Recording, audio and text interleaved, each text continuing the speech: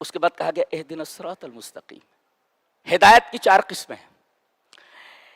اچھا عجیب بات یہاں یہ ہے، ایک ہوتا ہے ہدیتک الی الطریق، الا کے ساتھ، یا دیکھو الا نہیں ہے، اہدنا الی الصراط المستقیم نہیں ہے، اہدنا الصراط المستقیم. غور کریں، ایک ہوتا ہے ہدیتک الی الصراط المستقیم، صراط مستقیم کی طرف ہدایت.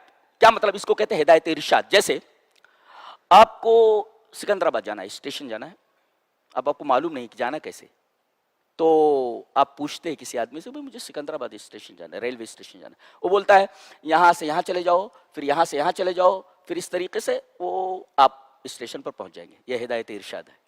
وہاں الا آتا ہے، لیکن یہاں الا نہیں ہے. بغیر الا کے آئے ہدیتک الطریق، بغیر الا کے، تو مطلب یہ ہوتا ہے آپ اس کا ہاتھ پکڑیں، گاڑی میں بٹھائیں اور سیدھے اسٹیشن پر چھوڑ دیں.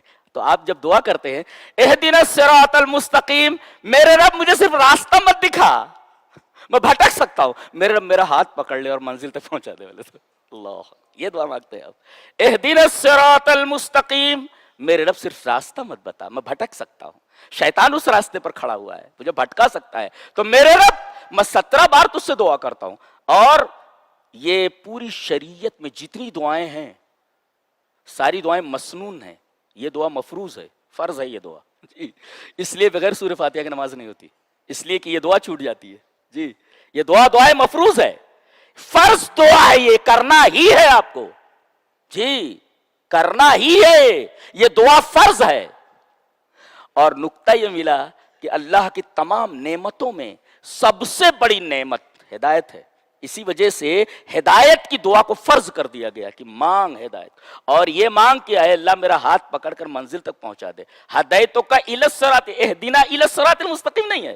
جی، تو ہدایت ارشاد یہ راستہ بتا دینا، اور ہدایت بمانا ایصال المطلوب، ہاتھ پکڑ کر کے منزل تک پہنچا دینا، وہی دعا یہاں کی جاتی ہے. جی، اور تیسرے ہوتی ہے ہدایت توفیق. یہ بہت ضروری ہے، ہدایت توفیق.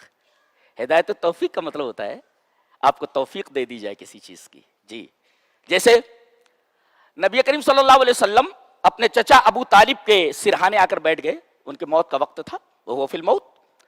کہا کہ میرے کان میں آپ کہہ دیجئے لا الہ الا اللہ، تو میں اللہ تبارک و تعالی سے اس کلمے کے کہنے کی وجہ سے میں اللہ سے درخواست کروں گا آپ کی بخشش کی. انہوں نے کہا کہ میرے بچے، مجھے آر پسند نہیں ہے، نار پسند ہے، آر پسند نہیں، کہ میرے مرنے کے بعد کہیں موت کے ڈر سے ایمان لے آیا تھا. میرے بچے، مجھے نار پسند ہے، آر پسند نہیں. اور وہ اپنے باپ دادا کے دین پر مر گئے. نبی کریم صلی اللہ علیہ وسلم کو بہت دکھ ہوا، اس لیے کہ آپ چچا سے بڑی محبت کرتے تھے، اور چچا بھی آپ سے بڑی محبت کرتے تھے، ابو طالب.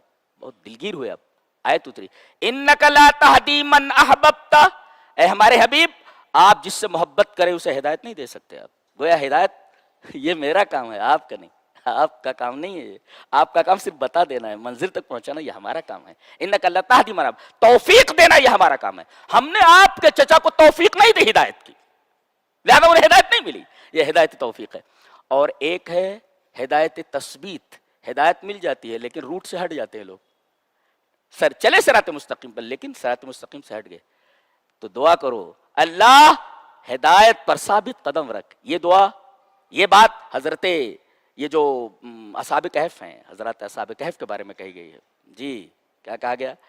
ہم نے ان کو دے زادہم ہدا، اللہ تبارک و تعالیٰ نے ان کو ہدایت دی اور ان کی ہدایت کو زیادہ کیا. اے ثبتہم علی الہدا، ہدایت پر انہیں ثابت قدم رکھا. جی، حکومت وقت سے نہیں ڈرے.